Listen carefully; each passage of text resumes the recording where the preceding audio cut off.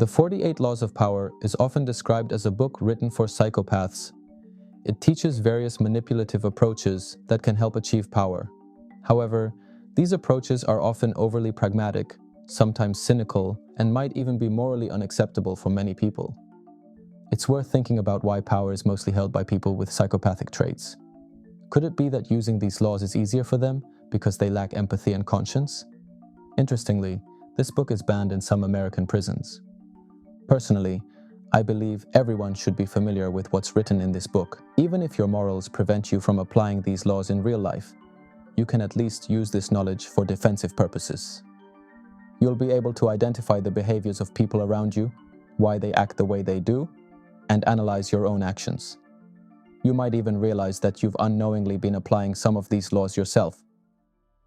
Let's start with the first law. Never outshine the master. Always ensure that your superior feels comfortable. If you want to impress them or make them like you, don't overdo it by showing off all your talents.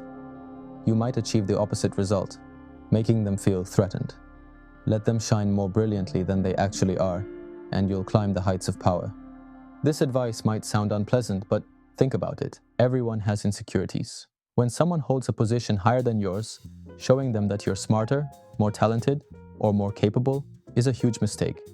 Imagine a student correcting a teacher or showing they know more about a subject. Have you noticed how much teachers dislike that?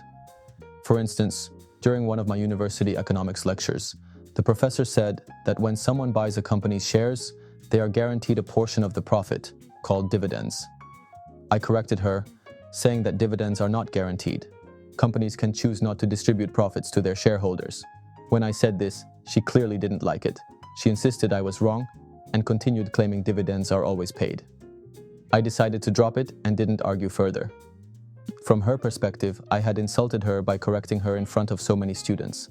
If I had done this repeatedly in every lecture, it might have shown I knew more than her, but it also would have guaranteed I failed her class. This law teaches us exactly this. Of course, you can't always cater to everyone's feelings. The point is to know when and where to show your brilliance.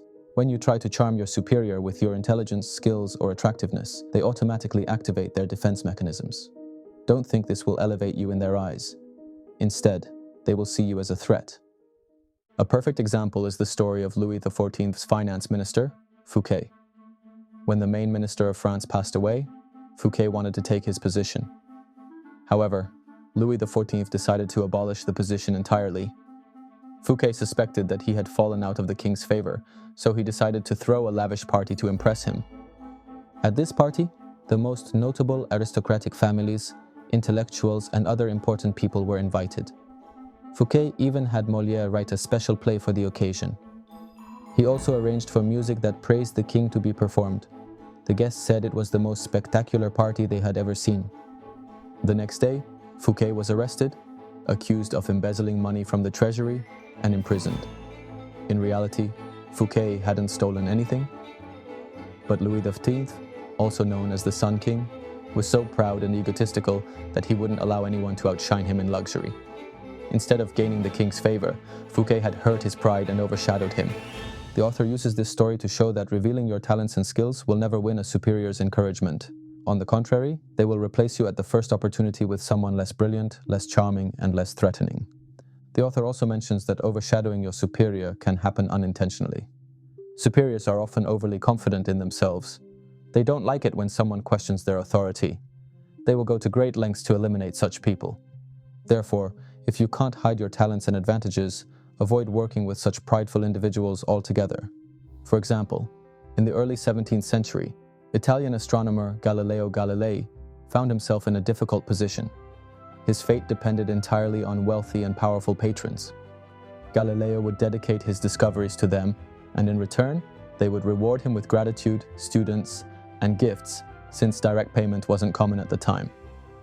When Galileo discovered Jupiter's 4 moons, Io, Europa, Ganymede, and Callisto, he presented this as a cosmic event tied to the greatness of the Medici family. He claimed these moons revolved around Jupiter, just as 4 suns revolve around the founder of their dynasty, Cosimo I. He even noted that the moons were first visible through his telescope during the coronation of Cosimo II. As a result, Cosimo II appointed Galileo as the court philosopher and mathematician. The author explains that powerful people only care about their own glory. They aren't interested in science or discoveries. If scientists merely asked for payment, it would offend the pride of the nobility, making them feel ignorant. Galileo took a different approach. Instead of showcasing his intellect and boasting about his discoveries, he dedicated everything to the Medici family, emphasizing their greatness. This didn't make the Medici family feel inferior. Instead, it helped them enhance their own prestige, earning Galileo their favor. The author suggests that everyone should behave similarly with their superiors. According to the author, flattery is necessary, but you must do it in moderation to avoid looking bad in others' eyes. If you are smarter than your superior, try to appear otherwise. Show them that you need their experience, make small mistakes and ask for their help, publicly attribute your ideas to them, help them shine in the eyes of others. This may sound unacceptable to some, who may think of it as degrading or hiding one's potential. At first I thought so too. But after thinking deeply about it, I realized the author is absolutely right. Our lives mostly depend on other people. In school, it's teachers. In university, it's professors. At work, it's bosses. Even bosses have bosses, and their bosses have bosses too. So, there will always be someone above us. Whether we like it or not, our progress often depends on them. If they see us as a threat, they will remove us, just like they would with any danger. This law might be misunderstood by some, who may think it promotes manipulation or submission, but that's not the case. The law teaches us how to take control without triggering jealousy, resentment, or aggression. When the time comes to rise higher, you'll be ready. In conclusion, if your superior's influence is fading, don't be afraid to outshine them. However, do it carefully so that others don't see you as ruthless or dishonorable. Ultimately, even if you choose not to apply this law for personal reasons, you will still be able to recognize people's behaviors and evaluate situations around you correctly.